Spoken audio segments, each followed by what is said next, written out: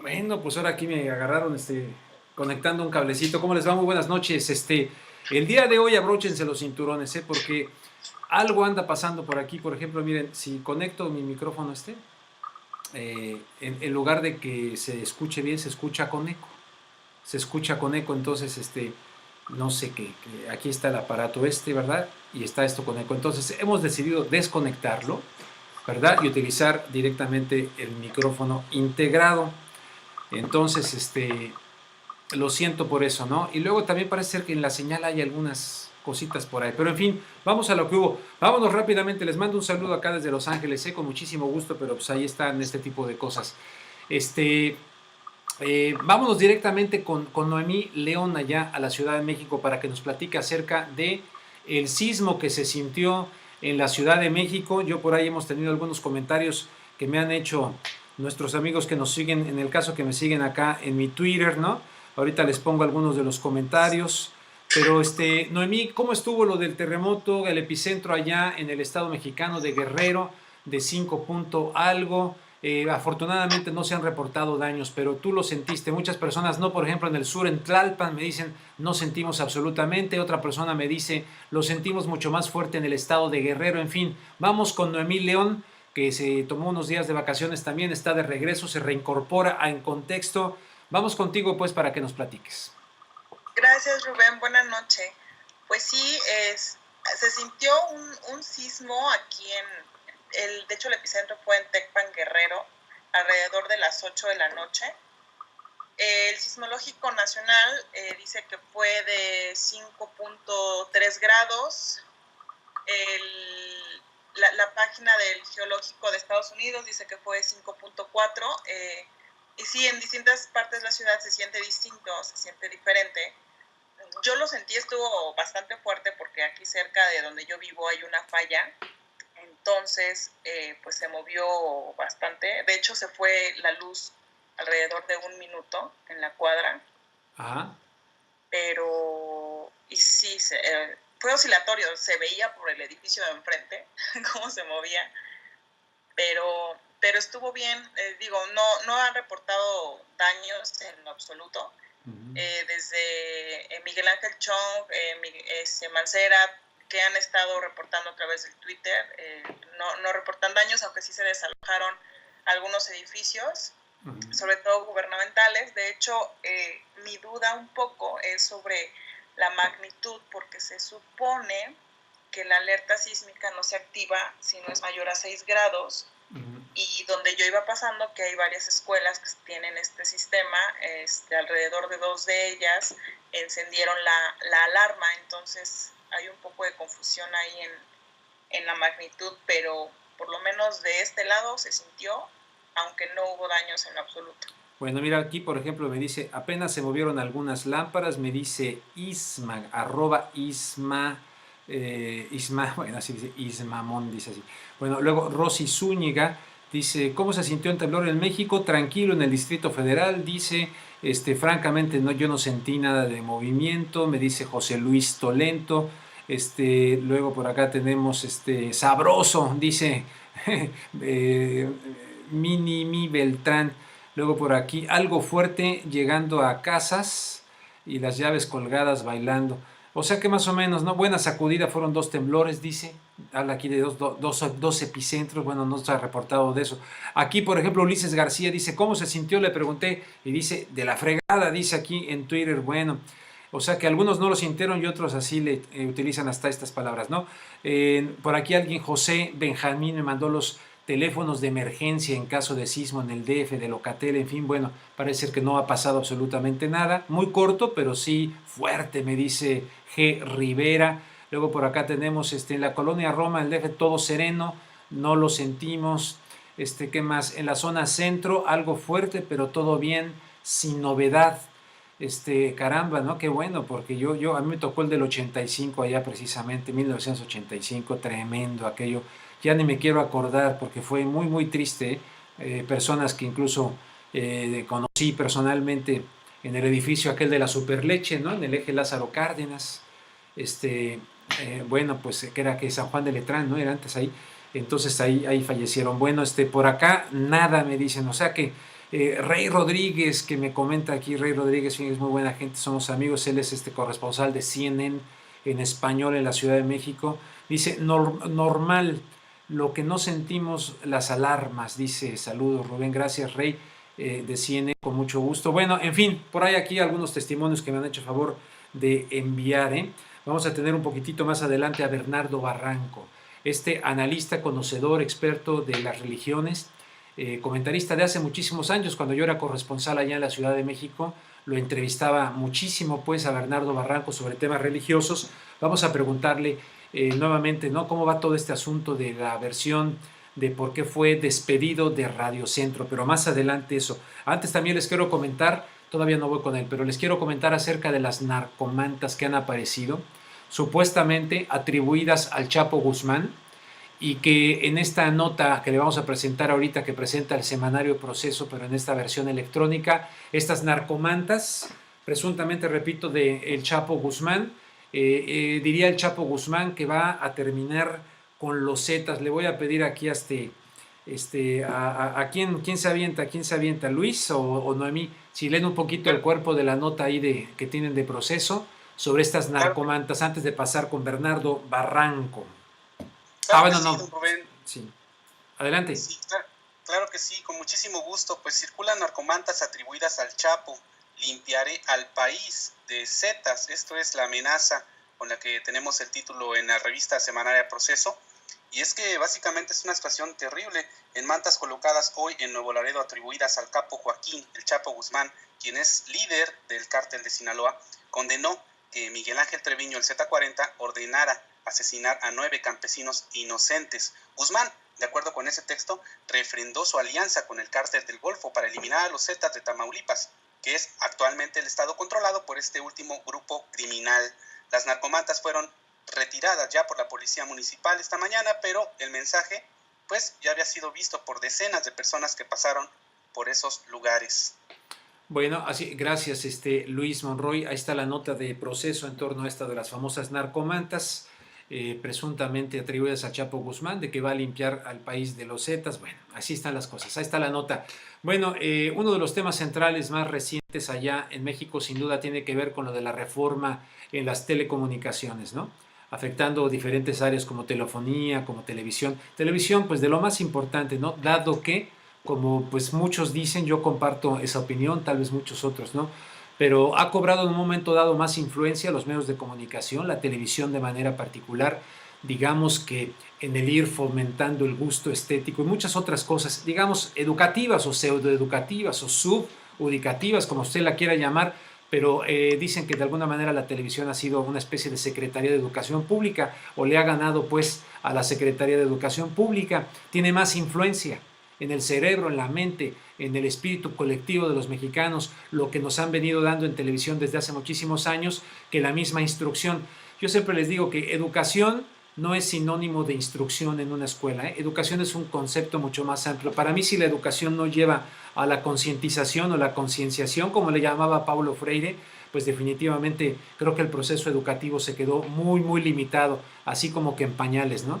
Porque hay gente que puede leer, que puede escribir, que puede tener conocimientos de matemáticas, de biología, etcétera, pero si no tiene conciencia de la justicia, de la paz, de muchas otras cosas, es terrible. Bueno, el caso está que esto de las telecomunicaciones, si no hay un cambio de contenidos, lo hemos dicho aquí, insisto, lo digo con absoluta convicción y creo que es importante decirlo y que se escuchen puntos de vista con los que tal vez no estén de acuerdo, correcto, me parece muy bien, pero no se trata de hacer un cambio nada más para repartir el pastel de las telecomunicaciones y ampliarlo y repartir el pastel de las ganancias de las telecomunicaciones para que los contenidos sigan siendo básicamente los mismos y sigan conformando, formando, manufacturando consenso, manufacturando. Cito una frase que a mí me gustó, aunque a muchos no les gusta, porque si citas una frase de alguien dicen, ya ven, ahí está, no es un periodista. Bueno, la decía Andrés Manuel López Obrador, dice, estos medios que están administrando la ignorancia de la gente. Me gusta la nota. Bueno, pues ahora resulta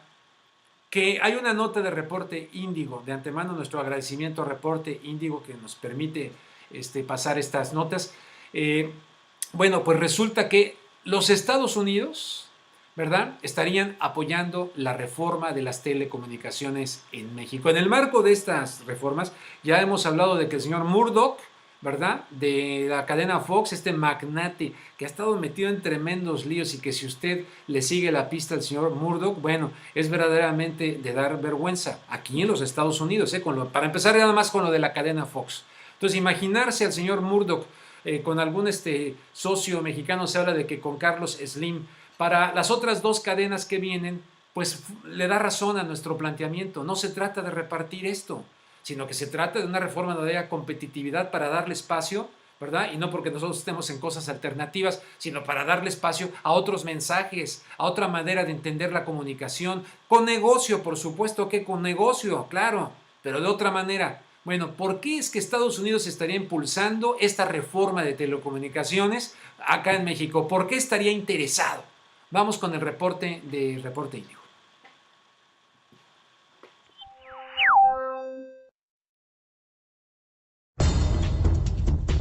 Hay un gobierno al que le urge que se apruebe la reforma de telecomunicaciones, al gobierno de Estados Unidos. Un documento de la Casa Blanca evidencia que se ha monitoreado el sector y hace un llamado a través de una de las oficinas que dependen directamente del presidente Barack Obama para que en México este proyecto legislativo, ahora atorado en el Senado, se apruebe con rapidez. La llamada Office of the United States Trade Representative, encargada de revisar los tratados comerciales con otros países, es la dependencia que hace la solicitud de que la reforma se avale cuanto antes. En la página 7 del documento, se critica que en este sector solo se permite el 49% de inversión extranjera en México. México continúa manteniendo un límite del 49% de inversión directa extranjera en líneas de cable autorizadas para operar telecomunicaciones básicas. Esta restricción constituye el mayor impedimento para proveedores extranjeros interesados en invertir en el mercado.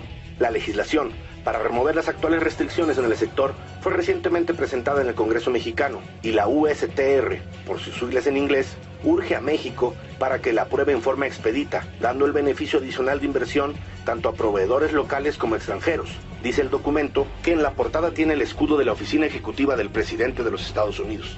A pesar de que los legisladores han dicho constantemente que no existen presiones por parte de empresarios o gobiernos extranjeros, el documento de la Casa Blanca pone en claro que en Estados Unidos hay un gran interés por que esta legislación entre en vigor. El documento de 24 hojas incluye en el apartado de competencia, además de México, a China y a Colombia. En la introducción, lanza un mensaje velado a todos los países con los que tienen tratados en materias de telecomunicaciones. El gobierno de Estados Unidos señala que la respuesta de los países a sus sugerencias en el citado informe serán sustanciales para la toma de decisiones en el futuro. Por diferencias entre los partidos, principalmente en el PAN, la reforma de telecomunicaciones actualmente se encuentra atorada en el Senado. Por el número de legisladores con los que cuenta cada bancada y por ser una reforma constitucional, la cual requiere de 2/3 partes de los votantes, se necesita un acuerdo que integre a todas las fuerzas políticas. Por el momento, el PRD y los panistas ya adelantaron que realizarán consultas con expertos y empresarios del sector. El Senado tiene el tiempo encima, pues el periodo de sesiones termina el próximo 30 de abril. Si se le hacen cambios, se tiene que regresar a la Cámara de Diputados para que avalen las modificaciones. Por eso, si una negociación entre partidos no da frutos, la poco usual solicitud de la oficina estadounidense podría dormir el sueño de los justos.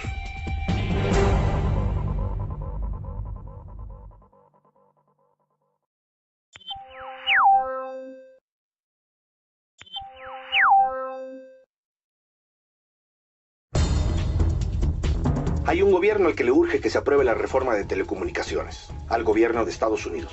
Un documento de la Casa Blanca evidencia que se ha monitoreado el sector y hace un llamado a través de una de las oficinas que dependen directamente del presidente Barack Obama para que en México este proyecto legislativo, ahora atorado en el Senado, se apruebe con rapidez. La llamada Office of the United States Trade Representative, encargada de revisar los tratados comerciales con otros países, es la dependencia que hace la solicitud de que la reforma se avale cuanto antes. En la página 7 del documento, se critica que en este sector solo se permite el 49% de inversión extranjera en México. México continúa manteniendo un límite del 49% de inversión directa extranjera en líneas de cable autorizadas para operar telecomunicaciones básicas.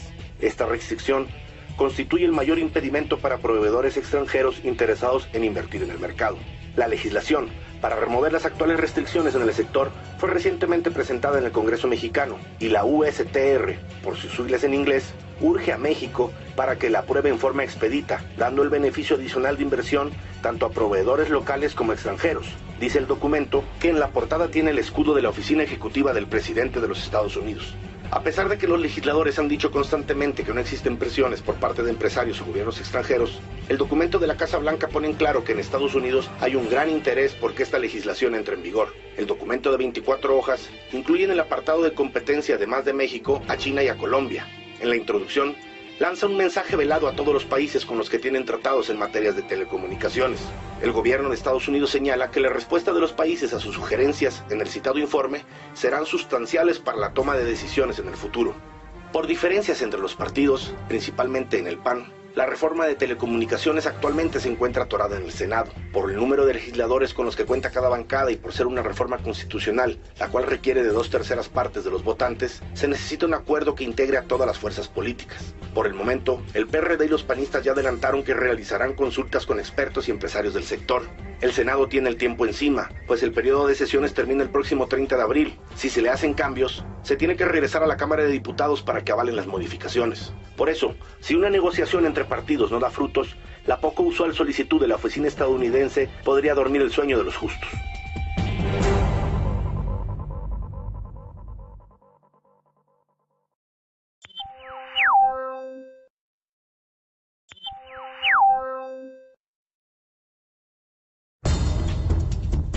Hay un gobierno al que le urge que se apruebe la reforma de telecomunicaciones, al gobierno de Estados Unidos.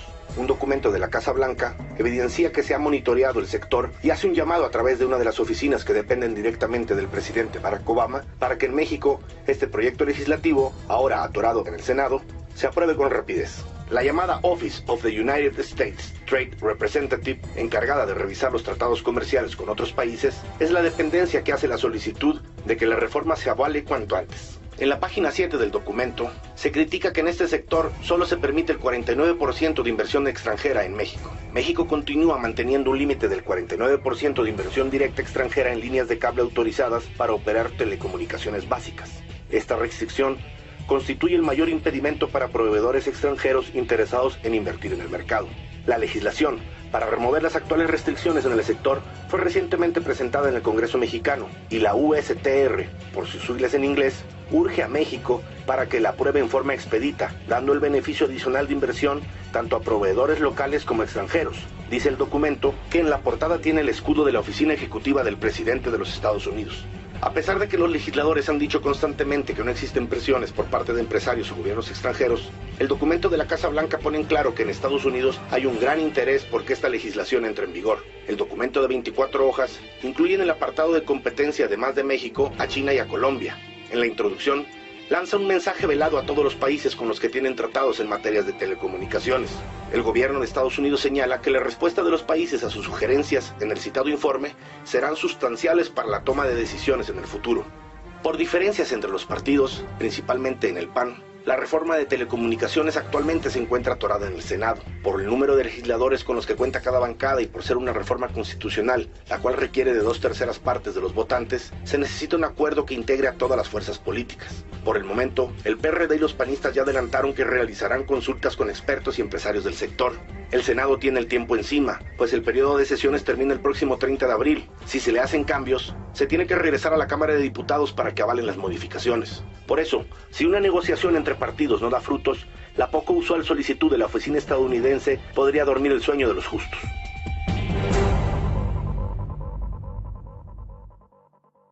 Bueno, ahí tiene lo de reporte Índigo. No sé, hoy algo está pasando. No sé si incluso si repetimos lo de reporte Índigo, yo lo dejé de escuchar, no lo pude escuchar y entonces ya no pude retener todo. Pero en fin, ahí está lo de reporte Índigo y ahí les dejamos pues la información sobre esto. Pero vamos a ver, estimado Luis, estamos con la llamada telefónica con Bernardo Barranco. Sí, así es, don Rubén. Nos encontramos actualmente con... ¿Ya está? ¿Ya me está escuchando, Bernardo? Sí, aquí estoy. Oh, perfecto, gracias Bernardo, gracias, buenas noches. Perdón, ha habido algunas cosas ahí técnicas que ya estaban superadas, pero el día de hoy no sé qué pasa, pero te tenemos ya aquí, Bernardo. Primero que nada, te doy las gracias por aceptar hacer esta entrevista a través de este espacio en internet que hemos inaugurado recientemente. Nos tomamos una semana de vacaciones por ahí en la Semana Santa y más o menos en esa coyuntura nos enteramos pues de que salías de Radio Centro. Escuché lo que dijo Carmen Aristegui acerca de tu salida y también leí lo que tú dijiste de que había grupos de interés, y incluso mencionabas a los legionarios de Cristo, ¿no? Han pasado algunos días de aquello y nos gustaría, si nos puedes comentar, pues, para nuestra audiencia en cibernética, finalmente, ya pasado los días, ¿cómo ves la situación? ¿Por qué saliste de Radio Centro, Bernardo Barranco? Buenas noches. Buenas noches. Te escucho cortado. Espero que no sea recíproco. No, yo te escucho muy bien a ti, Perfecto, pero bueno. efectivamente te digo que hoy se nos metieron los chamucos aquí porque, lástima, pero te voy a repetir también una entrevista No, entendí, alcancé a entender muy bien. Okay. Mira, al día de hoy la situación es que yo he ya declarado públicamente que no quiero nada más con Radio Centro. El argumento es un argumento muy frágil con el cual se me despide. Se me pide una exclusividad radiofónica que no había sido aplicada en los últimos 15 años. Yo llevo 18 años en programas de religiones, sí, y en los 15 años últimos he participado en casi todas las estaciones como especialista, analista, en temas religiosos, políticos, culturales. Y he estado presente en muchos foros y nunca se me había pedido exclusividad. Pero en esta coyuntura pontifical, sobre todo con la renuncia y previo al cónclave, y sobre todo el anuncio de un conjunto de comentarios y de mesas con Carmen Aristegui, que es un noticiero líder en la Ciudad de México, sí.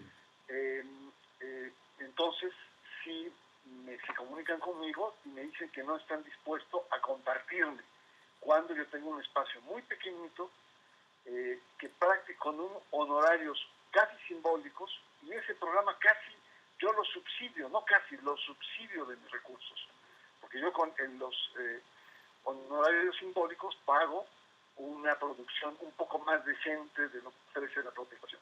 Sí. De tal suerte que se me comunica esto, yo inmediatamente circulo entre los amigos y en pocas horas esto sale en la revista Proceso. Sí.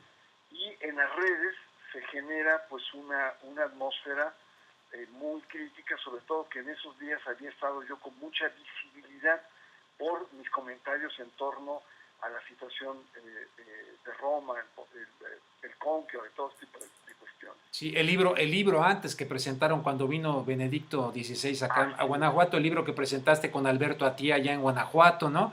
La voluntad de no saber, etcétera, ¿no?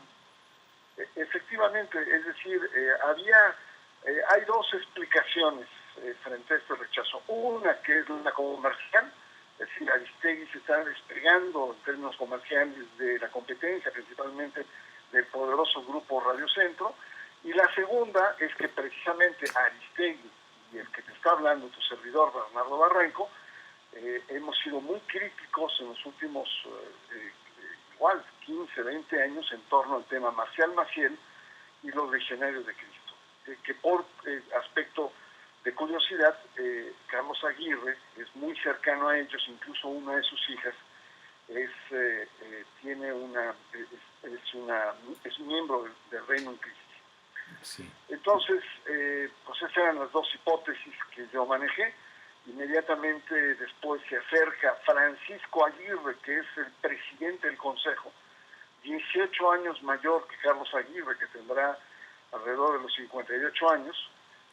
Francisco está en los 70 y tantos, y me pide que reingrese. Pero como ya estaba público, yo exijo solamente dos cuestiones para poder regresar.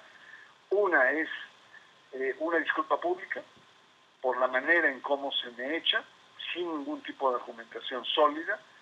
Y dos, que me clarifiquen y especifiquen con la ley en la mano qué es esto de la exclusividad. Porque yo entiendo exclusividad cuando te pagan para vivir por un tipo de actividad. Aún así tú trabajas 8 horas o lo que marque la ley y después tú tienes la libertad de hacer lo que tú quieras. Claro. En Televisa la exclusividad se paga, trabajes o no, pero hay a través de un contrato. Pero aquí ni siquiera hay contrato y ni siquiera hay salario, al contrario, mi actividad yo la estoy subsidiando, o sea, es absolutamente... Bueno, pues es totalmente absurdo, no tiene sentido. Absurdo, No tiene, ¿no? más bien debieran de pagarte y darte las gracias y ponerte una alfombra ahí para que, además por tu conocimiento, por tu labor, vamos a dejarlo de la crítica, sino por tu labor de difundir puntos de vista que son necesarios e importantes y incluso a la luz del Evangelio son necesarios en una sociedad, ¿no? Así es, y bueno, pues se armó todo un gran debate, sobre todo en redes, que es un actor, digamos, que entra, que es novedoso en todo esto, y hoy durante el día, en el Universal, aparece un desplegado firmado por cientos de organizaciones en el que repudian el acto autoritario de Radio Centro. Y es un texto pues interesante, yo la verdad no tuve que ver, en donde denuncia el autoritarismo del Grupo Radio Centro por censurar la labor periodística de Bernardo Barranco. Entonces, y hoy mismo, además de este desplegado, hubo una especie de toma simbólica de las instalaciones de Radio Centro para entregar una carta de protesta con más de 600 firmas de organizaciones y de personas. Esto me parece muy, muy interesante y novedoso, porque bueno, es un pequeño espacio, no es que sea yo tan importante, la cuestión es que mi programa no solamente era de análisis sobre el tema de religión, sociedad, religión, cultura, sino también daba espacio a las minorías. Y son precisamente esas minorías las que se organizaron y hicieron esta manifestación pública en las instalaciones de Radio Centro y han puesto pues un tema muy interesante, al menos en México, y es el tema de los derechos de la audiencia. Es decir, los dueños de los medios son concesionarios, no son propietarios absolutos, son administradores de una concesión y por lo tanto deben en algunos contenidos, algunos en todos, como un producto público, ser sensible a lo que dicen sus audiencias. Y esto es muy interesante porque justamente en la ley de telecomunicaciones este es uno de los grandes vacíos. ¿Cuáles son los derechos de la audiencia? Y entonces, bueno, pues ahí está la moneda en el aire. Yo ya, la verdad, no quiero saber nada con Radio Centro, no quiero saber absolutamente nada. Son 18 años en los cuales yo crecí, aprendí a ser comunicador y aprendí el tema de lo religioso. Y creo que podría haber otros espacios. Sin embargo, creo que ahí está una cuestión que me parece de suma importancia sobre el tema de hasta dónde los ciudadanos, los consumidores, pueden exigirle a los dueños, que muchas veces son soberbios, son absolutamente utilitarios, que te ven, y seguramente tú lo has vivido también, como una ficha de cambio, porque muchas veces así nos ven, que exijan lo que quieren ver, lo que quieren tener como contenidos y como información. Estás tocando un punto muy, muy importante, Bernardo, que no es único y exclusivo de México, de países latinoamericanos o del tercer mundo o de países, no, aquí mismo en los Estados Unidos se cuecen muchas habas en ese sentido. Hay muchos estudios muy importantes, mucha gente no lo conoce, pero el periodismo, de hecho, déjame decirte que en medios que antes lo hacían, ¿no?, en inglés, etcétera, están ahora en peligro de extinción. Hay una amenaza muy, muy seria, pues. Octavio Paz, cuando ingresó al Colegio Nacional en 1967, decía Octavio Paz, una sociedad sin crítica no puede ser una sociedad sana. Por lo tanto, para mí lo que te ha ocurrido a ti es un síntoma, pues, de esta patología que tenemos y de esta tentación de un autoritarismo disfrazado de libertad de expresión, pero donde hay serios atentados.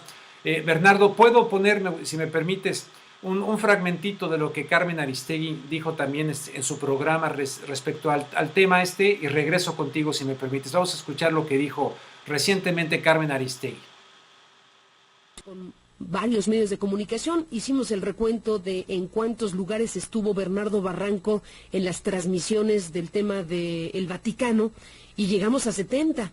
Estuvo en Televisa, lo invitó Carlos Loret de Mola, lo invitó Univisión, lo invitó CNN, lo invitamos en Noticias MBS, escribió en La Jornada, presencia en la revista Proceso, una voz con presencia múltiple, digamos de esa manera.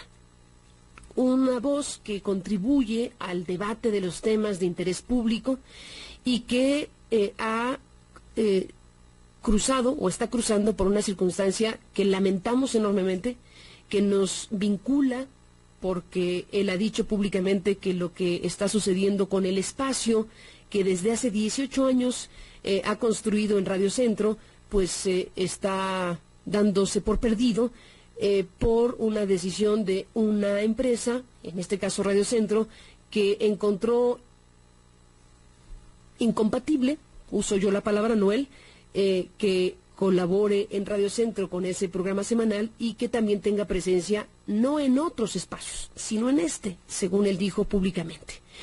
Con varios medios de comunicación hicimos... Vamos a regresar con Bernardo Barranco. Algo de lo que dijo Carmen ahí. ¿Tienes algún comentario de esto que dijo Carmen ahí en su programa, Bernardo?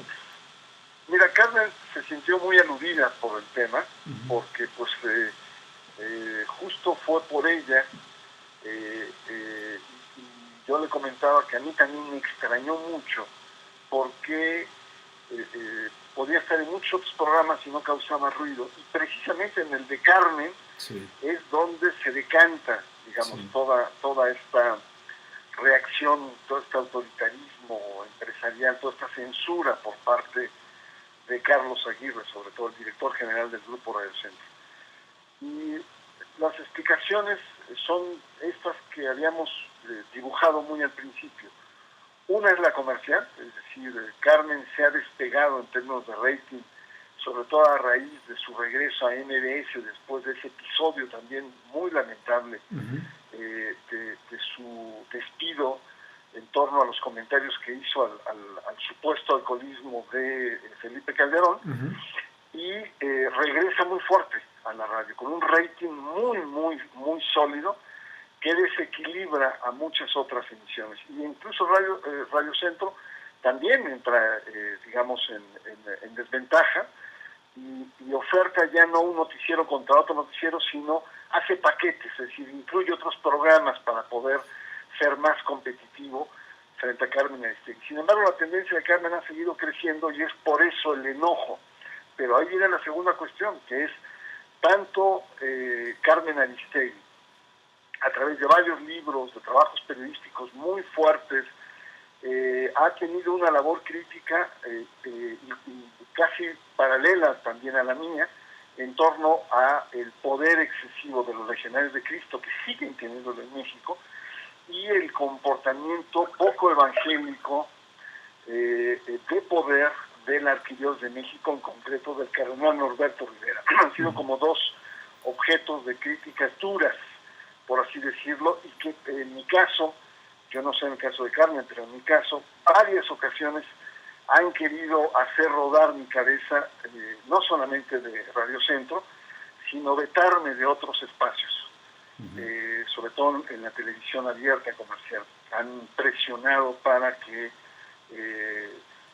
digamos, analistas críticos como tu servidor, está Roberto Blancarte, está Helio Masferrer, otros notables comentaristas en asuntos religiosos, seamos vetados de los medios, seamos invisibilizados de los medios. Entonces, creo que esta crisis que se está viviendo en Radio Centro, en la cual pues yo lamentablemente estoy en el centro de la misma, pues creo que puede ser para bien, porque se va a poder decantar dos aspectos, no solamente los intereses comerciales, empresariales, sino también los aspectos de ventilación, de saneamiento, de esta dimensión crítica que hablaba Octavio Paz, y que creo que es algo que tiene que ser asumida, y todavía los controles antiguos de manejo, de chantaje que usan los poderes fácticos en materia de comunicación. Pues es verdaderamente lamentable, Bernardo. Entonces son muchas fuentes, ¿no? Tal vez gente de los Legionarios de Cristo, gente vinculada del mundo empresarial vinculado a ese tipo de corriente muy fuerte en México. No descartaría yo para nada de el cardenal Norberto Rivera. Sé de otros casos, sé de otros asuntos que no da tiempo de ventilar aquí, donde hay intervenciones de esa naturaleza, evidentemente no actuando de manera cristiana en absoluto. O sea que lamentamos mucho, pero ojalá que surjan esos otros espacios. En la lógica debieran existirlos, aquí en Estados Unidos y allá y en todas partes, ¿no? Para personas como tú debieran existir, pero desgraciadamente hay una tendencia distinta, Bernardo. Desgraciadamente la hay. Ahora, ¿qué esperas? O sea, de repente uno pensaría, ¿no? La empresa que tiene a Multivisión, a Carmen, los Vargas, por ejemplo, un espacio así, ¿no? Que se te abriera un espacio, sería fantástico, ¿no? Por ejemplo, en ese conglomerado radiofónico en MBS, y que se pudiera fortalecer algo que a México le hace mucha falta. Aquí no se trata nada más de defender a personas, se trata de defender, como lo bien planteaste en un principio, algo que no se ha explorado, el derecho de la gente, pero un derecho que no toda la gente usa. A veces la gente también es cómplice de estas situaciones y a veces dejan colgados y dejan sola a la gente que se la juega como tú te la has jugado para que haya una buena información. Pues sí, mira, yo la verdad me siento muy tranquilo. Al principio, sobre todo en Semana Santa, fue muy duro. A mí nunca me habían corrido de ningún lado, es la primera vez que me corren en un lugar. Sin embargo, tengo la sensación de haber perdido un espacio, pero haber ganado en credibilidad, que yo creo que es los comunicadores o los intelectuales, es lo único que tenemos, ¿no? Congruencia y credibilidad. Y creo que en ese sentido yo salí fortalecido, déjame decirte. No, sí lo creo. Lo que dicen las redes, he recibido cientos de correos, de gente, etcétera, y eso me hace ser muy optimista, porque creo que podré encontrar otro espacio. Fíjate que no me gustaría MBS para no dar esa impresión como de guerra entre emisoras, etcétera. A lo mejor otro, no sé, porque todavía no tengo, o sea, apenas está muy fresco el asunto, pero de que voy a luchar por abrir otro espacio, ten por seguro que lo voy a hacer. Bueno, pues Bernardo, mientras tanto, mientras logras esos espacios, pues estos espacios que nosotros estamos aquí creando, y uno que ya tengo acá, yo recientemente, después de 12 años de trabajar acá en los Estados Unidos para un canal de televisión, he salido de ese canal de televisión, y después de 20 años de trabajar para esa empresa como corresponsal en México, para la cual te entrevisté muchas veces, pues he salido de ese espacio y estoy creando espacios alternativos, ¿no? Estoy creando esto, lo de la radio, he abierto una página de internet, es decir, sí, y evidentemente, humildemente cuenta con esos espacios para lo que se te ofrezca, ¿no? Yo espero crecer en ellos y siempre serás bienvenido, será un honor tenerte. Te mando un fuerte abrazo y ya nomás una última pregunta, ya para concluir. Habría que decirle a todas esas personas que afectaron ahí tu trabajo, pero que te han ayudado, porque así vas a salir más fortalecido. Una frase de Chesterton decía, bueno, se nos pide que cuando entremos a la iglesia nos quitemos el sombrero, pero no la cabeza. Yo te doy las gracias de que no te hayas quitado la cabeza. Muy buena, muy buena. Bueno, y la pregunta ya nomás para rematar, la última. Yo entré un poco con la espada desenvainada con el Papa Francisco por el tema presunto de la dictadura. Luego escucho lo que dijo el Premio Nobel de la Paz, Rodolfo Pérez Esquivel. Luego empiezo a descubrir actitudes, si bien es cierto que no están cambiando la iglesia radicalmente como debe ser, veo gestos, ¿no? Se está saliendo de ciertos moldes, lavarle los pies a 2 musulmanes, a 2 mujeres. Es decir, en síntesis, ¿cómo ves hasta ahora al nuevo Papa Francisco? Pues mira, es un papa de contrastes, porque efectivamente él viene arrastrando, viene cargando a su espalda la actuación de una iglesia que fue una actuación fascista. Mientras que en Chile o en Brasil la iglesia se la juega y defiende los derechos humanos de las víctimas, en Argentina los obispos de aquel entonces de los años 70, no solamente guardan silencio, sino que participan en la represión. Y ahí están muchos curas castrenses que están cumpliendo condenas larguísimas de más de 30 años. Y bueno, en esa atmósfera es donde se desenvuelve Bergoglio, y hay muchas dudas, y hay unos que los defienden, otros que lo cuestionan, pero bueno, en el contexto general de la Iglesia argentina fue desastrosa. Cierto. Eso no hay otra palabra, y ahí está, con todo ese lodazal en medio, Bergoglio. Ahora, frente a Francisco, el Papa, pues sí, ha lleno de signos, ¿no? De signos que nos hablan de humildad, nos hablan de servicio, nos hablan de una nueva actitud menos monárquica, menos, digamos, petrificada de lo que es un pontífice, lo cual es interesante. Pero son gestos hasta ahora, y los gestos no bastan. Los símbolos y los mensajes no gobiernan la Iglesia.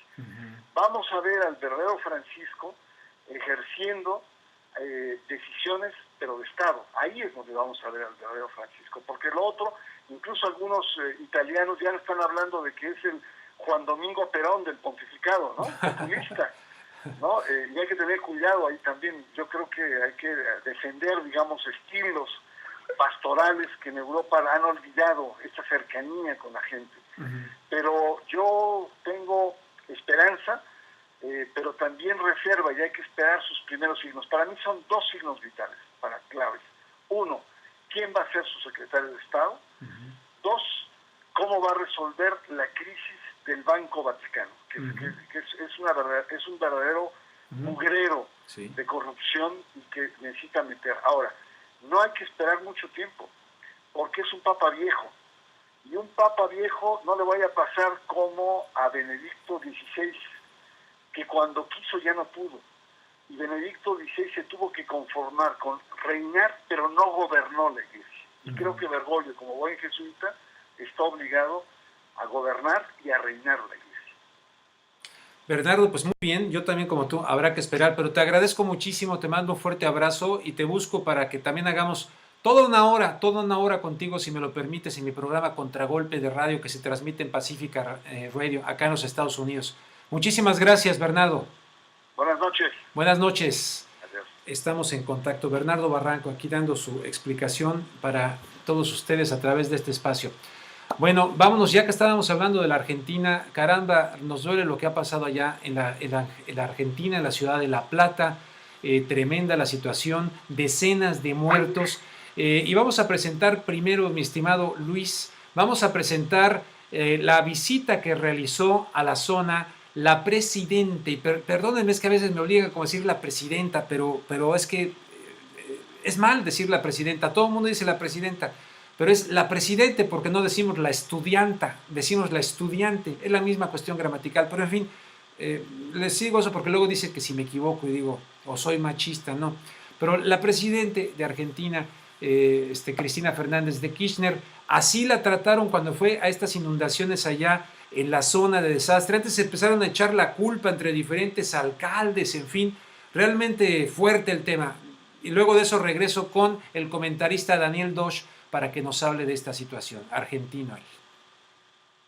Ahora voy. Este país, esta provincia, hace años. La lluvia no es peronista ni radical, hermana. Yo lo único que sé es que este país está yo tengo que enseñar. Tengo un hijo que todavía no puedo ir en yo voy a ir a hablar con el gobernador ahora y con el intendente para ver cómo pueden ayudarnos. Las plazas están divinas. Sociales, pero nosotros nos morimos para ahogados. ver cómo sociales. No estás acá. ¿Estás hablando conmigo acá? Sí, ¿y sabés lo que me costó llegar al estudio de mi papá a las 3 de la mañana? ¿Sabes lo que vamos a hacer ahora? Con el agua por acá. Voy a Nunca vi todo desde 532 hasta el conservatorio de Luna inundado completamente. Voy a ir a hablar con el gobernador y con el intendente para ver cómo podemos organizarles la ayuda.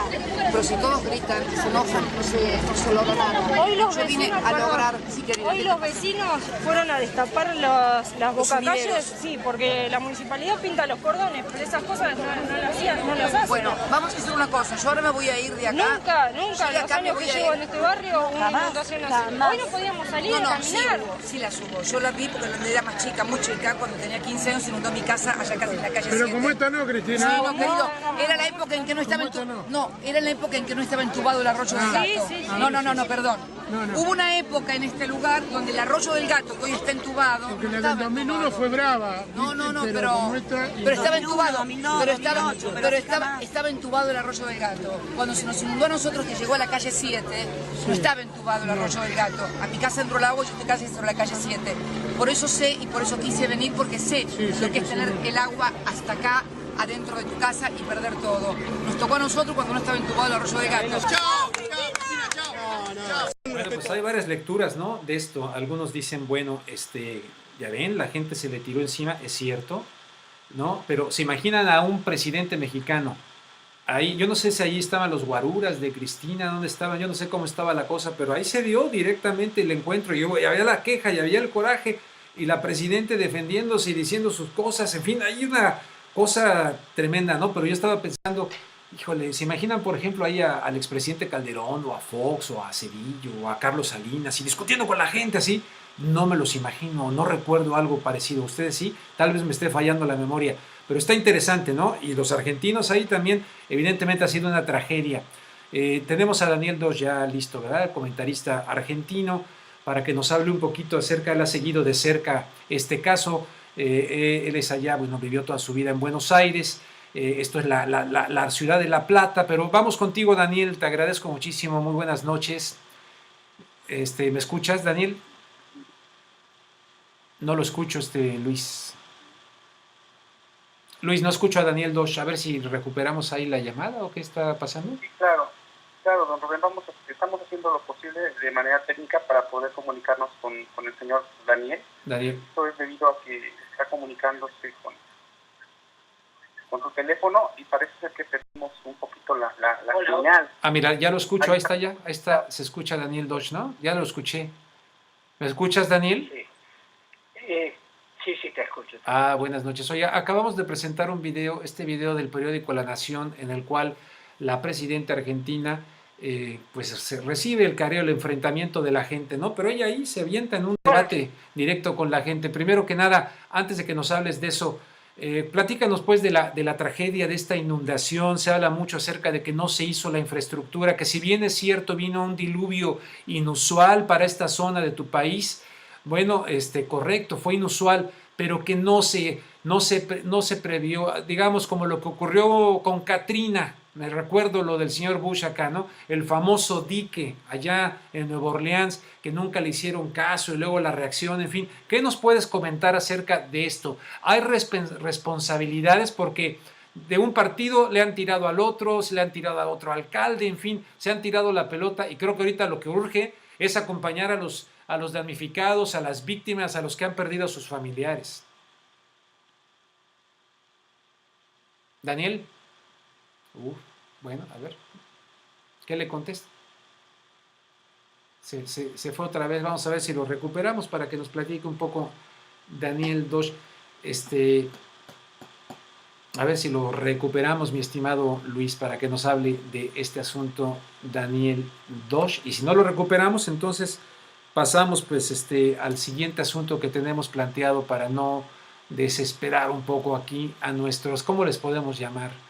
No son ni radioescuchas necesariamente, ni televidentes necesariamente, que son cibernautidentes, o cómo les podemos llamar. Ya anda por ahí. Ciberamigos. Ciberamigos, sí. ¿Se pudo conectar con Daniel? ¿No? Estamos en eso. Pues respóndame pues, compañeros, porque si guardan silencio, pues yo no sé, nomás dígame, ¿se pudo o no se pudo? Pues no se pudo. Y si no se pudo, pues no se pudo, ni modo. Pero en fin, ahí está el teléfono el video, no, es que me está entrando una llamada del teléfono. El video precisamente de la presidente, que me llamó mucho la atención, ¿no? Porque ha tenido esas lecturas. Incluso lo presenta el periódico La Nación, que es un periódico que está en contra, ¿no? En cambio, en el periódico, lástima que no le pedí a Luis que lo planteara, pero en el periódico Página 12, que fue durante mucho tiempo un periódico muy importante de disidencia gubernamental, ahora es un periódico que está a favor del gobierno. Hola. Ya te escucho, Daniel, ¿cómo estás? ¿Me escuchas? Sí. Bueno, hace rato te escuchaba, pero se volvió a cortar, disculpa. Te preguntaba, pues, primero, ¿hay responsables, en tu opinión, de esta tragedia que ha ocurrido allá en la ciudad de La Plata? Y si nos ubicas muy bien geográficamente, ¿dónde está ocurriendo todo esto? La ciudad de La Plata queda al sur de la ciudad de Buenos Aires. Sí. Es una ciudad relativamente moderna, porque es una ciudad que se fundó, si mal no me recuerdo, el siglo XIX.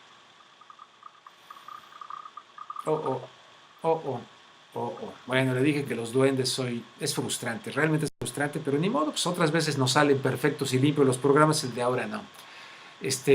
Aquí no sé qué sea, Luis, yo creo que ya mejor, ¿no? Control de calidad y nos vamos a otra cosa, o le volvemos a intentar. ¿Es el teléfono de Daniel o qué pasa? Pues sucede que las comunicaciones actualmente no nos están dando el soporte para poder enlazar la llamada, no sabemos exactamente por qué sea, si siempre lo habíamos hecho de esta manera, le pedimos una disculpa a los amigos y también a ustedes. No, tranquilo, yo tranquilo, lo que pasa que tranquilo, lo que pasa que, bueno, a Daniel en este caso que nos iba a reportar acerca de lo que está ocurriendo, por allá, ¿verdad? Bueno, entonces ya damos por terminada esa de Daniel, ¿verdad? No lo estábamos haciendo por Skype, la llamada con Daniel. Se estaba enlazando a través de Skype, exactamente. Bueno, entonces, algo está pasando, ni modo. Tenemos a Jonathan, mi estimadísimo, tenemos a Jonathan Pérez. ¿Sí debería estar con nosotros? Sí tenemos a Jonathan Pérez. No. Por alguna razón también salió de la llamada. Bueno. Don Rubén. Bueno, no, tranquilo. Tú trata de arreglar ahí la cuestión, ¿eh? Tú trata de arreglar ahí la cuestión y yo mientras entonces les voy platicando acá a nuestros amigos sobre el famoso tema que tanto. Miren, hoy me hablaron, eran las 5:30 de la mañana y me hablaron de El Mandril. No sé si ustedes allá en México, donde estén escuchando, sepan quién es El Mandril, que es una de las personas que tiene muchísimo rating acá en la radio en los Estados Unidos, en La Raza. Él hace un programa ahí matutino, El Mandril. Él es buena onda, ¿no? Y entonces me habló muy temprano, pero me hablaron a las 5:30 de la mañana. Yo, de hecho, me había acostado bastante tarde. Ayer tuve el programa de Contragolpe. Me había acostado tarde haciendo una serie de cosas. Y resulta que a las 5:30, habían visto esta información que les voy a poner aquí de mi página, rubenluengas.com. Esta voy a poner chavitos para que sí entre. A ver, venga, mi estimado, Eso. Entonces, ahí está, ¿no? La cuestión de que Corea del Norte autorizó un ataque nuclear en contra de los Estados Unidos. Obviamente el encabezado que pusimos ahí y que pusieron muchos otros medios suena bastante fuerte. ¿Qué es lo que ocurre? Pues, aunque a mí me parece evidente que allá en Corea del Norte, este jovencito que heredó el poder de su papá, Kun, no está realmente, él ahí, pero está toda la nomenclatura militar que está pendiente del asunto allá, no nada más este joven que heredó el poder de su papá. Algunos consideran que se quiere hacer sentir como un hombre fuerte, ¿verdad? Y que está tratando de hacer alarde de algún tipo de fuerza para mandar estos mensajes. Pero ese análisis, si bien fuera cierto o no, sería pobre, ¿no? ¿Qué es lo que está ocurriendo allá en Norcorea? Primero, expertos no consideran que sea viable. Bueno, me hablaron temprano porque hay mucha gente que al Mandril le está diciendo, hacemos las maletas, nos vamos, nos van a atacar acá en Norcorea, en los Estados Unidos, porque déjeme decirle que una de las ciudades, recuerda cuando salió la fotografía, etcétera, donde supuestamente estaría en las posibilidades o contempladas el ataque, teóricamente, hipotéticamente, sería Los Ángeles. Bueno, muchos expertos dicen, yo no soy experto, pero están asegurando que no existe ningún tipo de posibilidad de que existieran, primero que existiera el ataque, ¿no? Pero número dos, de que realmente llegara hasta territorio continental de los Estados Unidos. Bueno, pero por otro lado tenemos la respuesta tanto de la Casa Blanca como de el señor Hegel, Chuck Hagel, secretario de la Defensa del Pentágono, diciendo que toman muy en serio estas amenazas. Y hay otros que dicen, no, los coreanos, cuidado, los coreanos son gente de palabra y no van a estar jugando con eso. En fin, hay mucha gente asustada. Ayer yo hice un análisis ahí con Miguel Tinker Salas en Contragolpe en torno al tema Y hay que tomarlo con mucha precaución, hay que tomarlo con mucha medida. Estados Unidos dice que están también colaborando con China para que los chinos también ayuden a bajar la tensión, etcétera. Pero para poner en contexto este tema, yo les recomiendo que se vayan mucho tiempo atrás, porque si no nos vamos al tiempo pasado no podemos entender. Hay que entender la división de Corea. ¿Por qué se dividió Corea? ¿No? Eso es muy importante entenderlo. La división de Corea, que se da ya en 1953, después de la guerra de Corea, que fue una guerra tremenda, terrible, en la cual murieron, algunos hablan mínimo de 2 millones de personas, otros llegan hasta 4 millones de personas, muchos de ellos civiles, donde los Estados Unidos arrojaron antes que en Vietnam el agente naranja, ¿no? El napalm allá. Bueno, ¿qué ocurrió? El resultado de la Guerra Fría, la Unión Soviética en el norte, con una invasión y una represión también brutal por parte de los soviéticos, y en el lado del sur los Estados Unidos también colocando a un tipo que ahora se me va el nombre, que igual hizo una absoluta represión brutal, ¿verdad? Divididos por el paralelo que divide las dos Coreas, como resultado de la Guerra Fría, como resultado de lo que fue también Vietnam, como resultado de lo que fue Alemania, pues, ¿no? Pero la noticia, a diferencia de esto que ya habíamos comentado antes, era cuando se subía de tono, pero luego ayer, que no tuvimos este espacio por estar yo en la cuestión de la radio, el que le autorizan supuestamente al ejército ya de Corea el realizar un ataque. Estados Unidos ha venido realizando sanciones en contra de Norcorea y ha venido también haciendo ejercicios militares con Corea del Sur allá frente a sus narices. Dice un ruso, ¿qué pasaría si estuvieran haciendo ensayos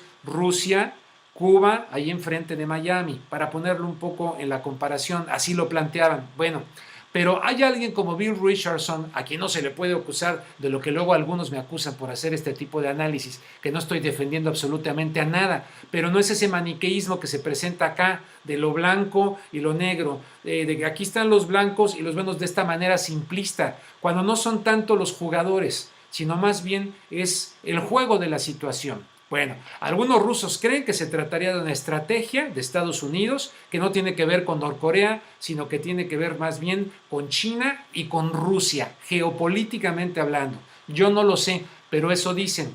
Lo que sí sé es que Bill Richardson, de origen mexicano, su mamá, no sé si siga viviendo, pero creo que sí, allá en San Ángel, que estuvo casada con el doctor Salvador Subirán, que fue el fundador del Instituto Nacional de la Nutrición en México. Bill Richardson, que lo trajeron a que naciera acá en California para que tuviera la nacionalidad porque su padre trabajaba en México. Este hombre que fue secretario de Energía de los Estados Unidos, muy cercano a Bill Clinton y ex gobernador de Nuevo México, acá en los Estados Unidos, fue negociador con los norcoreanos. Hubo un momento en que estábamos ya a punto de que realmente caminaran las cosas mucho por la intervención de Bill Richardson para que esto terminara con Novena Sinfonía de Beethoven, como en la caída del muro de Berlín entre las dos Alemanias. Pero ocurrieron otras cosas, llegó el señor Bush, metieron a Corea la cuestión del eje del mal, Corea, Irak e Irán, etcétera, y todo aquello que ya se había ganado vino por la borda. Luego más adelante todavía hubo otras cosas muy simbólicas, muy interesantes, la Filarmónica de Nueva York, con el gran director Lorin Maazel, fueron a tocar allá a Pyongyang, ¿no? Y hay gente que quiere la reunificación de las dos Coreas, pero también hay gente que no les conviene, que no quieren, porque no ha terminado todavía exactamente la cuestión de la Guerra Fría. Entonces, tranquilos aquellos que creen que nos van a empezar a caer las bombas por acá, hay algunos acelerados que así lo creen. Ahora, yo no lo sé, vivimos con un mundo ya tan loco, donde una chispita, ¿verdad?, donde está la sopa, juntas como la estopa y el fuego, llega el diablo y sopla, dicen, bueno, hay un escenario ahí, pero esperemos que se mantenga la cordura, que los chinos calmen a los norcoreanos, pero a lo que voy, Estados Unidos también tiene que hacer algo. ¿Qué pide Bill Richardson? Algo que incluso cuando fue a visitar allá con el de Google, fue Bill Richardson recientemente con el dueño de Google, fueron a visitar allá a Corea del Norte y el Departamento de Estado entró en pánico y se pusieron así medio a temblar. ¿Qué pide Bill Richardson? Estadounidense, él, ¿verdad? Pide negociación directa, porque ahorita no hay relación entre los Estados Unidos y Norcorea, se hace a través de Suecia. Entonces él está pidiendo que se haga una negociación y un diálogo directo con Norcorea, como existió cuando él fue enviado precisamente a Norcorea. ¿Por qué no dialogar? Barack Obama llegó sumamente dialogante, llegó sumamente como que incluso hablaba de delegar.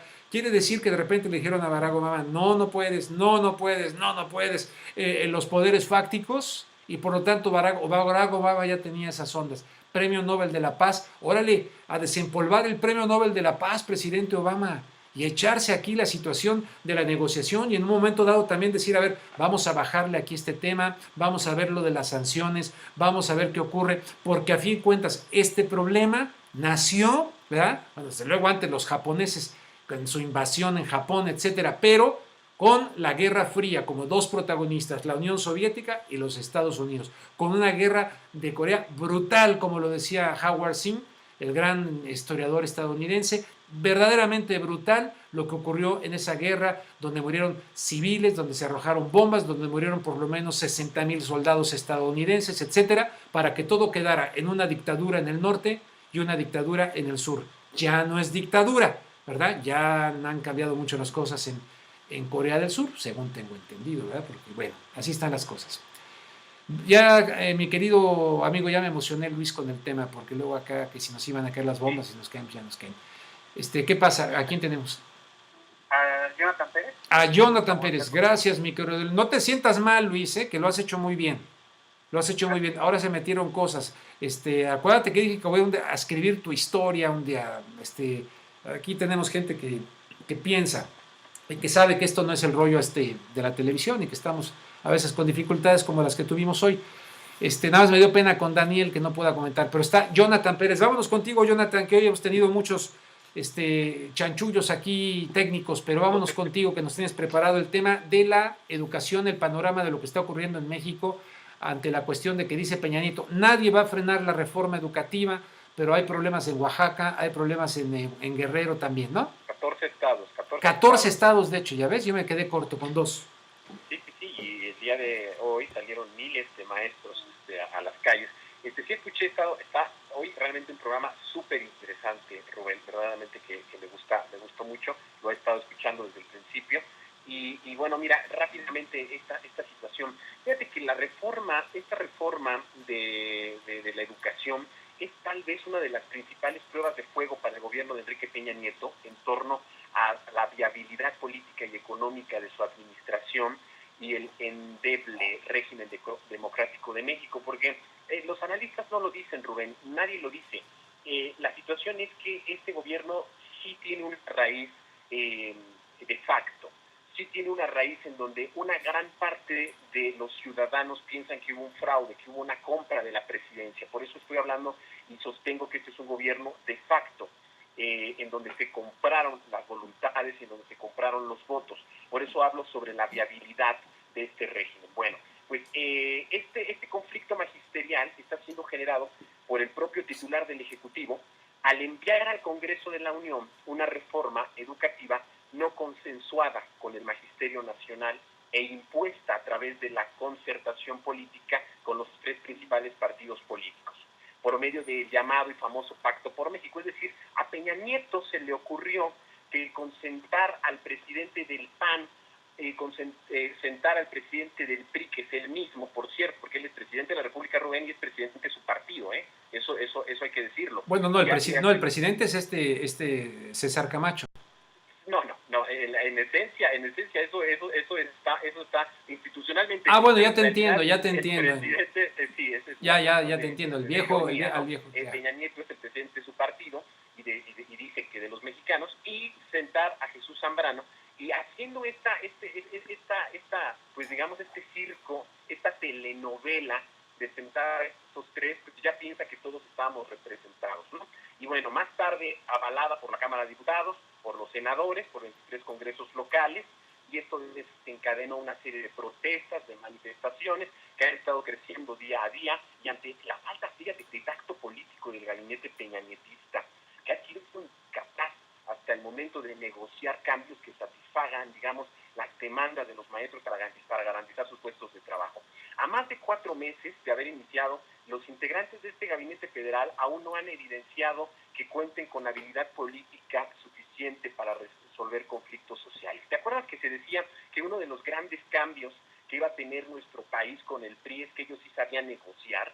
que ellos sí sabían resolver conflictos, decían algunos en la televisión. Yo que sepa, todos los conflictos sociales que se resolvió el PRI lo hacía a través de la represión o a través del autoritarismo, pero bueno, ellos decían que ya eran muy buenos para negociar. Bueno, este talento no se le ha visto a este gabinete. Bueno, han mostrado todo lo contrario, apostando a la amenaza, a la represión de los movimientos sociales, y este tema educativo, tras la detención de la dirigente del Magisterio Nacional, Bester Gordillo, y de la imposición de una reforma educativa rechazada por un gran porcentaje de mentores, saltó a las primeras planas y se constituyó como uno de los principales problemas nacionales que los funcionarios priistas en el poder no han sabido cómo desactivar, y solo han, digamos, secundado ahí la posición del inquilino de Los Pinos, en el sentido de, como tú lo habías dicho ahorita antes de entrar conmigo, el gobierno de la República no va a permitir, decía Peña Nieto, retrocesos en la reforma educativa. Ningún intento de presión pondrá en riesgo la formación y desarrollo de nuevas generaciones.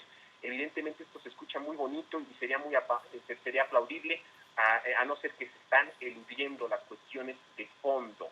Y la cuestión de fondo es la necesidad de solucionar este problema suscitado no por la reforma educativa en sí misma, sino por la suma de contradicciones, Rubén, auditorio que nos escucha y nos ve, del sistema político nacional, que se ha complicado aún más porque el Estado es rehén de grupos de presión, principalmente de la oligarquía. Es decir, Peña Nieto dice que no va a ceder a las presiones de los que son los protagonistas en parte de la educación, que son los mentores, que son los maestros.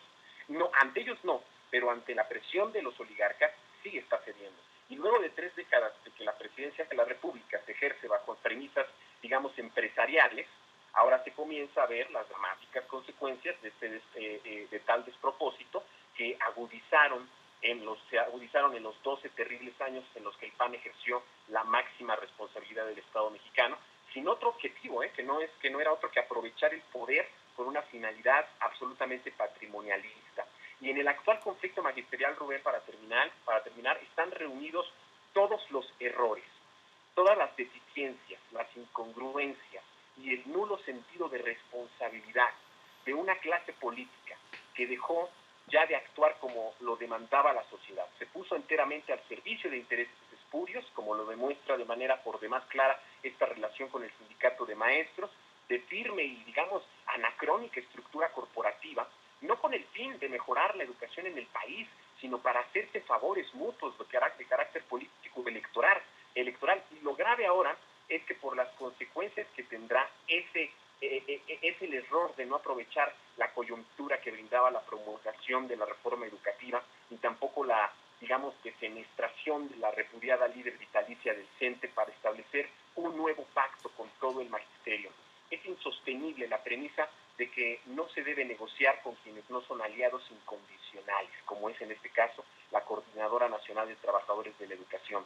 Es un grave error no tomarlos en cuenta, tratar de imponerles decisiones tomadas solo con la parte confiable, entre comillas, del gremio, cuando es un hecho que tal confiabilidad ha tenido muy altos costos para la nación, tanto en lo económico como en lo social, en lo político. ¿Acaso no se dio una aberración inaudita en los sexenios del PAN al permitir que la dirigente del CENTE se asumiera como la rectora del sistema educativo?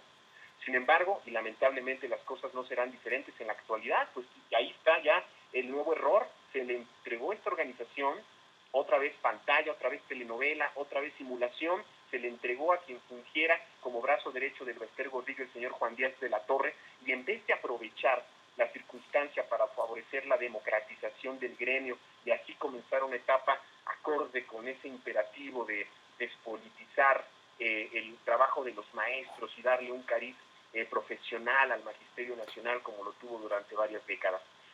Pues no será, evidentemente, cerrándole la puerta a la fracción que integra la CENTE, como se habrá de solucionar el conflicto magisterial. Lo razonable, lo aconsejable es negociar con sus dirigentes, no con ese ánimo de doblegarlos, de someterlos, ¿verdad? Sino de convencerlos a los maestros de la necesidad de aceptar pues una modernización del sistema educativo sin ningún demérito de sus postulados constitucionales. Sí. Oye, una modernización, y no sé qué opinas, pero yo siento que necesariamente tanto la reforma de las telecomunicaciones como la reforma educativa y cualquier reforma que se está haciendo de ese alcance deben estar perfectamente alineadas, en sintonía tú le llamaste para la modernización.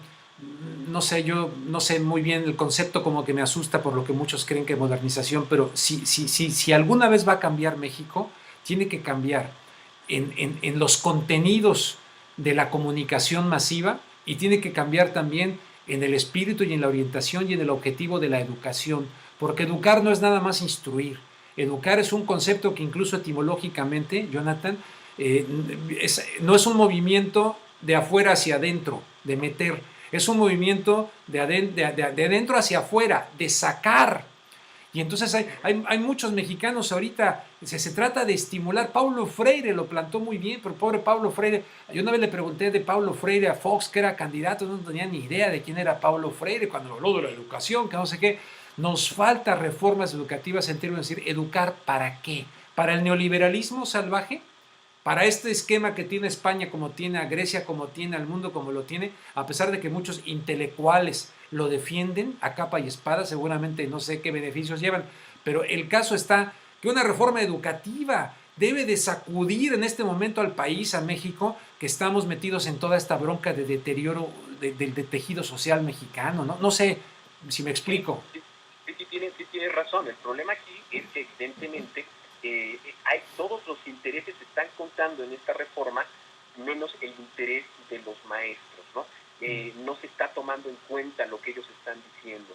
Si bien no se aprueba las formas que muchas veces los maestros están tomando, como te comentaba, ya en 14 estados de la República Mexicana, en donde ha habido, pues tú sabes, pleitos, en donde ha habido ahí tomas incluso de estaciones y todo lo que se ve en los estados de la República. Si bien esto no es que lo estemos permitiendo, que digamos que es correcto, pero creo que el primer golpe, la ofensiva la tomó en este caso Enrique Peña Nieto, ¿no? Al no tener una reforma que tuviera todas las voces, pero que sí se le hace muy agua a la boca a los empresarios, ¿no? La Coparmex hoy mismo jueves decía que bueno, entonces que van a tomar las decisiones correspondientes, pero recordemos que es precisamente los empresarios los que han venido a estar también como sopilotes ahí queriendo tomar la estructura educativa de nuestro país,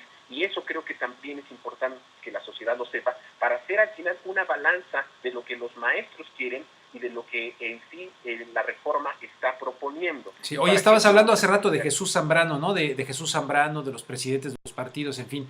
¿Viste la entrevista? Mira, le voy a pedir a Luis si la pone tantito por acá, mi querido Luis, a ver si la tienes por ahí. Aquí, mira, te la voy a mencionar. Dice, la izquierda radical... ay, me cachis en la mar serena, no alcanzo a leer. A ver, ¿me la puedes leer, Luis? Sí, si gusta, sí, claro, con todo gusto. Don Rubén, la izquierda radical mexicana es inmovilista y hace el juego al status quo. Eso nos lo dice en su portada del País Internacional. Exactamente, ¿no? Entrevista a Jesús Zambrano. Sé que la izquierda radical inmoviliza, ¿verdad? Primero, ¿qué dice ahí? Después de... Bueno, inmoviliza... Primero, ahí habla de una izquierda radical. ¿Cuál es la izquierda radical, Jonathan? Y luego que esta... inmoviliza y hace el juego al statu quo, dice Jesús Zambrano al periódico El País. ¿Qué opinas de eso? Evidentemente es lo que te digo. Peña Nieto pensó que por sentar a Jesús Zambrano y poner el logotipo, porque no sé si sepas que en los spots del gobierno federal salen los tres logotipos de los tres partidos, está ahí el PRI, está ahí el PAN, ahí está el PRD. Sí. Pensó que con poner ahí el PRD iba a jalar a esos 16 millones que electoralmente votaron por el candidato Andrés Manuel López Obrador en 2012, y que era como que ya con ese logotipo aprobada toda, ¿no? Que ya todos los mexicanos y que todos los ciudadanos, por tener ahí el PRD, tener ahí al PAN, íbamos a decir sí a todo lo que diga el pacto. Evidentemente esa izquierda radical, pues es la izquierda, pues yo no sé quién será, es aquella a lo mejor que está pidiendo que se hagan amparos, ¿no? En contra de esta reforma, ¿no? Porque hay que decirlo, esta reforma sí tiene postulados en los que se amenazan, postulados constitucionales, como particularmente la gratuidad de la educación en todos los niveles, así como el fortalecimiento de su espíritu laico. Entonces creo que esas son dos cosas que deben ser siempre características de la educación. En principio de calidad, segundo también debe ser gratuita, la educación de calidad y gratuita y en todos los niveles, no nada más hasta secundaria. Y ahí nos vamos a lo que cada uno postulaba de los candidatos, cada uno postulaba cuál era. Para Peña Nieto siempre fue la educación hasta secundaria. Y lo extendió en el último momento a bachillerato, pero muy débil, muy tímida la cosa. Para el candidato de la izquierda, el decir educación de calidad era desde el kinder hasta la universidad. E incluso propuso y tenía una propuesta muy interesante sobre posgrados y sobre maestrías, sobre todos esos mentes tan importantes que se van a otros países, la fuga de cerebros, que se van a otros lados porque aquí no hay investigación científica. Incluso se postuló una Secretaría de la Ciencia y una Secretaría de la Tecnología. Es decir, depende de cómo se vea cuál es la izquierda radical. Si la izquierda radical es la que quiere continuar con una educación gratuita de calidad desde el kinder o el preescolar, como se le entiende en México, hasta la universidad, con la oportunidad de becar a aquellas personas que tienen esa capacidad de ir más allá y de brindarle a su país el conocimiento, la investigación. Si eres de la izquierda radical, pues yo me quedo con la izquierda radical. Si la izquierda que está buscando Jesús Zambrano, que es la que él representa, es la que se sienta y la que se somete a un pacto que no es un pacto de México, sino es un pacto de partidos, yo no quiero saber nada de esa izquierda. Y creo que muchos de los que están escuchando ahora este programa y muchos de los ciudadanos en nuestro país tampoco comparten una visión de una izquierda así. Entonces, la cuestión aquí es cuál es el camino hacia dónde ir. Y el hacer la balanza, el poner sobre la mesa cuáles son lo que están diciendo los maestros y qué es lo que está diciendo el Pacto por México. De tal manera que el auditorio tome lo mejor de cada uno y vea cuál debe ser el camino hacia cuál seguir. Pero creo que la ofensiva vino por parte de Peña Nieto, creyendo que tiene cheque en blanco, solo porque en sus spots de televisión que tanto le gustan aparecen los logotipos de 3 partidos que hoy se parecen más a la derecha de cualquier país que a una izquierda o a un centro izquierda. Bueno, pues Jonathan, muchísimas gracias por participar con este tema. Antes de que te vayas, a ver qué opina también, no te vayas, por ahí anda Noemí. ¿Andas, Noemí, Leo, por ahí? No anda Noemí. Oye, aquí Alonso López me dice en Twitter, hola Rubén, está bien dicho presidenta, dice, mira, busca la palabra en el Drive. Bueno, ahorita voy a buscar con mucho, si estoy equivocado, bueno, pero pues, ¿tú qué opinas, Jonathan? ¿Se dice presidenta o no se dice presidenta? Yo lo que sé es que presidenta es como decir la estudianta, la misma, entonces... La misma regla gramatical es lo que yo sé, ¿no? ¿Tú qué opinas? ¿Se puede decir la presidenta? Para mí se oye re feo decir la presidenta. ¿Sabes lo que pasa? Porque me suena como la estudianta. La estudianta, sí. Pero ahora con esto del género y de toda esta situación, muchas feministas sobre todo sí hacen el énfasis de que no, yo lo sé, ¿no? La presidenta, ¿no? Sí, lo sé desde ese punto de vista. Yo también tengo entendido que la forma correcta de hablar es en este caso la presidente.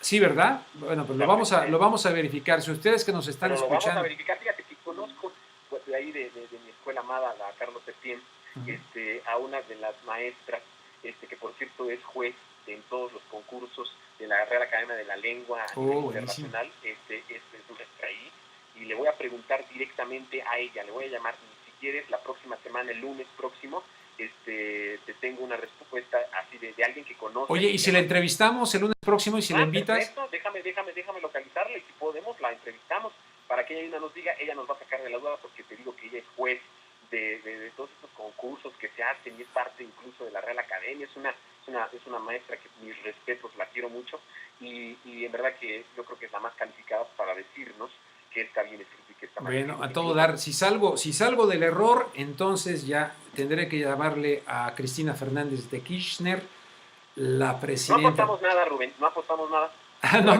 No apostamos nada, lo dejamos abierto a las posibilidades. Nada más. Sale pues, Jonathan, muchísimas gracias, muchísimas gracias. Rubén, a todo tu auditorio y nos escuchamos la próxima semana. Sí, oye, y a ver si también colaboras ahí en mi programa de radio. Sí, pues ya estamos. Bueno, órale, el próximo miércoles no, porque voy a dedicarle toda la hora a José Gutiérrez Vivó en una segunda entrevista.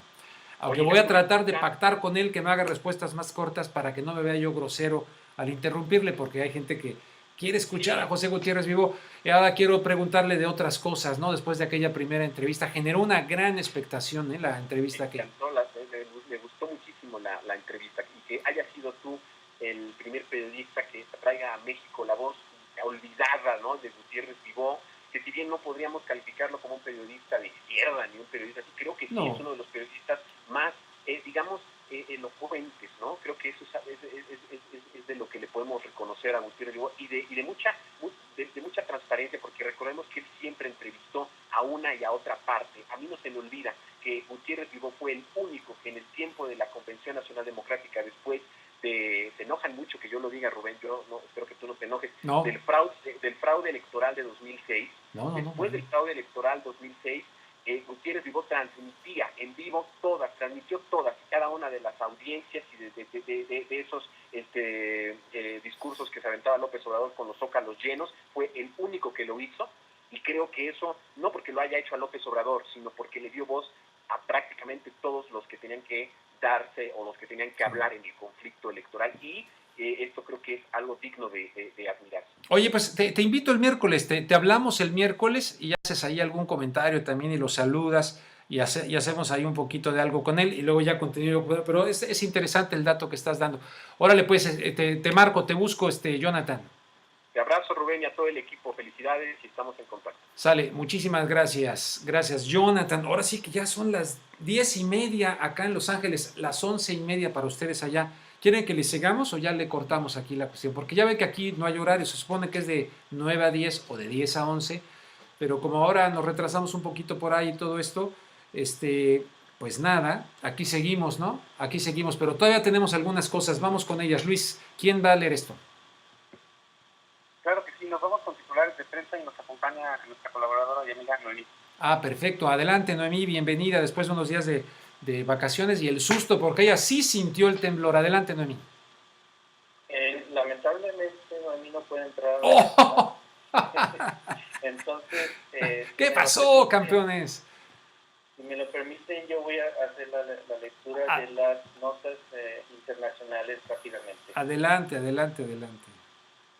Bueno, pues en notas internacionales, la infanta Cristina es llamada a declarar. Sí. Un juez citó a declarar como imputada a la infanta Cristina a raíz de la aparición de unos correos electrónicos que dejarían entrever que la hija del rey de España estaba al tanto de operaciones de su marido por 5.8 millones de euros, acusado el mismo de enriquecerse mediante el desvío de fondos públicos.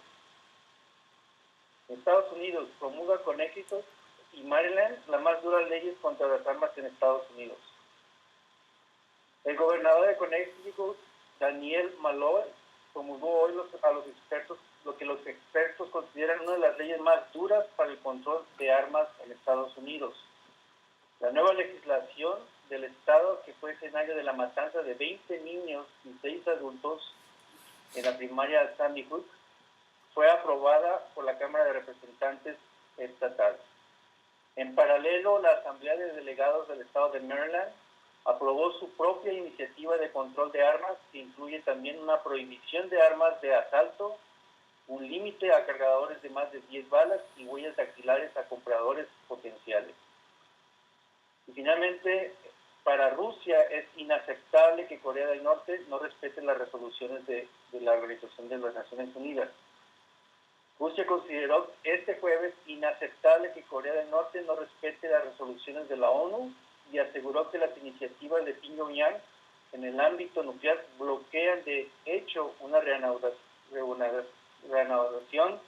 de las negociaciones multilaterales. Y eso es todo en los internacionales. Muy bien, Adrián, muchísimas gracias. Miren, en este caso, fíjense, yo me encuentro acá en Los Ángeles, ¿no? Luis está en otra parte, en esta ocasión, por ejemplo, normalmente está Carlos, ¿no? Lo ha estado haciendo muy bien Luis Monroy. Luis está en otra parte ahorita de aquí de California, fíjense. Luego tenemos a Adrián. Adrián, ¿puedo decir dónde estás, Adrián, o no? Bueno, Adrián está en otra parte. Por supuesto. Yo me encuentro en la ciudad de Tucson, Arizona. Él está en Tucson, Arizona. Y luego en la Ciudad de México está Noemí León. Fíjense, ¿no? Unidos a través de la cuestión de la computadora. O sea, no es así como que en un canal de televisión y que están atrás en el control room. ¿no? Sino que, fíjense, ¿no? Y cada quien aquí con sus actividades, cada quien con sus cosas, en fin. O sea que tiene su magia, tiene su encanto toda esta situación de reunificar a través de estos aparatos.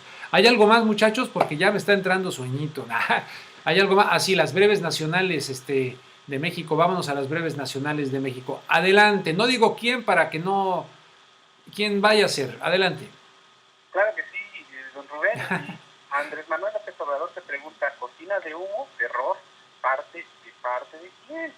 Y es que el ex candidato presidencial Andrés Manuel López Obrador se solidarizó con los hermanos Monreal y estimó que el presunto atentado que se planeaba contra los legisladores pues debe de quedar aclarado. En su cuenta de Twitter, el dirigente de Morena escribió el siguiente mensaje: nuestra solidaridad con David y Ricardo Monreal, cortina de humo, intimidación, terror, y de parte de quién debe saberse pronto la verdad. Y ante esto, pues también Ricardo Monreal nos comenta que han sido horas difíciles y mañana fijaré mi postura. Y todo esto porque, bueno, el diputado federal Ricardo Monreal adelantó que será hasta mañana cuando fije su posición sobre el presunto atentado que sufrió por parte de un grupo de sicarios que lo planeaban hacer en contra de él y su hermano David, y del que informó esta tarde la Procuraduría General de la República, la PGR, a través de su cuenta de Twitter. El excoordinador de campaña presidencial de Andrés Manuel López Obrador también escribió: terminada la sesión en San Lázaro, decidí ir a casa con mi esposa e hijos. Mañana declararé cuando exista más información. Han sido horas difíciles, estamos bien, gracias a Dios y al Santo Niño de Atocha. Y bueno, también se cae la página de Notiver tras desmarcarse de un, entre comillas, chayo premio. Y es que horas después de que el rotativo Notiver se deslindó de la agrupación que otorgó el premio al gobernador Javier Duarte por su presunta protección a periodistas y respeto a la libre expresión, la página web del diario desapareció del ciberespacio. Sí, incluso en la capital del estado, donde el diario impreso suele aparecer el mediodía en los estanquillos del centro histórico, pues en esta ocasión se vendió con inusual prontitud y cerca de las 3 de la tarde era imposible encontrar un solo ejemplar. ¿Qué le parece, don Rubén? Wow, no, pues tremendo. Allí en Veracruz. En Veracruz. Muy bien. ¿Y qué más tenemos, Luis? ¿Ya? Sí, don Rubén, estamos ya terminando el programa. Ok. Bueno, perfecto. Ahora, no te entró la banderita, ¿eh? La banderita de breves nacionales se quedó en el cuadrito acá de la izquierda. Y había que pasarlo acá a la derecha. La banderita durante las breves nacionales. Bueno, pues sensacional. Yo el día de mañana tengo que estar en el Colegio de Pomona. Voy a estar participando en un simposio. Voy a saludar allá a John Ackerman. Viene John Ackerman de Washington, va a estar participando, allá le va a dar mucho gusto. Va a estar la hija de Noam Chomsky, Aviva Chomsky. Va a estar Tom Hayden. De hecho, vamos a estar Tom Hayden, Rubén Luengas, un servidor, y Miguel Tinker Salas, que es profesor del Colegio de Pomona, en una de las mesas redondas. Vamos a hablar acerca de las Américas sin Hugo Chávez, ¿no? Un tema sin duda fundamental, ¿no? de lo que está pasando actualmente. Por cierto, nada más les termino diciendo que el señor Capriles desmintió lo que estaba diciendo el presidente encargado de Venezuela, Nicolás Maduro, en el sentido de que había rumores, más bien decía que iba a renunciar y que él sí iba a ir a los Estados Unidos, creo que a Nueva York decían que sí iba a ir Capriles. Capriles dijo que no. De hecho, visitó la tierra de Hugo Chávez y, de acuerdo con algunos reportes, por ejemplo el de la BBC, que dice que estuvo ahí, la bbcmundo.com, que estuvo ahí, dice que fue muy bien recibido Enrique Capriles en la tierra de Chávez, ¿no? O sea que, a ver qué opinan ustedes de esa situación. Pero dice Capriles, no es cierto, nada de que me voy a retirar, incluso lo dijo ahí en la tierra de Chávez. Están los rumores de que dicen por ahí que me voy a retirar. No es verdad. Bueno, ahí les paso también esa información de lo que dijo Enrique Capriles para estas elecciones que ya están muy próximas ahora en abril, allá en Venezuela, para ver quién se queda con el lugar que tenía Hugo Chávez. Bueno, pues nos vemos. Entonces mañana no voy a estar en el programa, desgraciadamente. No voy a poder estar porque aquello es como una hora antes de lo que tendría yo que estar, y el Colegio de Pomona pues me queda muy lejos de donde yo estoy, acá cerca de los estudios Universal. en esta otra zona, ¿no? Del condado de Los Ángeles. O sea que mañana no voy a estar, les ofrezco una disculpa, pero el lunes aquí nos vemos nuevamente en Contexto. Gracias, Luis. Gracias, hubo ahí algunas cosas, en fin, pero lo has hecho muy bien, lo estuviste haciendo muy bien ayer, antier, porque Luis está sustituyendo a Carlos que anda fuera, ¿no? Que anda fuera de vacaciones. Bueno, ¿se quieren despedir, Luis? Muchas gracias, muy buena noche y bueno, estamos aquí al pendiente y muchas gracias. Amigo. Bueno, Adrián, allá en Phoenix, Arizona, no, en Tucson, No, perdón, por favor, en Tucson. Sí, como dicen aquí. Sí, y bueno, nos vamos preparando un pequeño adelanto. Próxima semana será semana de transgénicos. Tenemos una entrevista muy, muy especial. Sí, cómo no, pues diles con quién, diles una vez con quién, una semana para analizar el asunto de los transgénicos allá.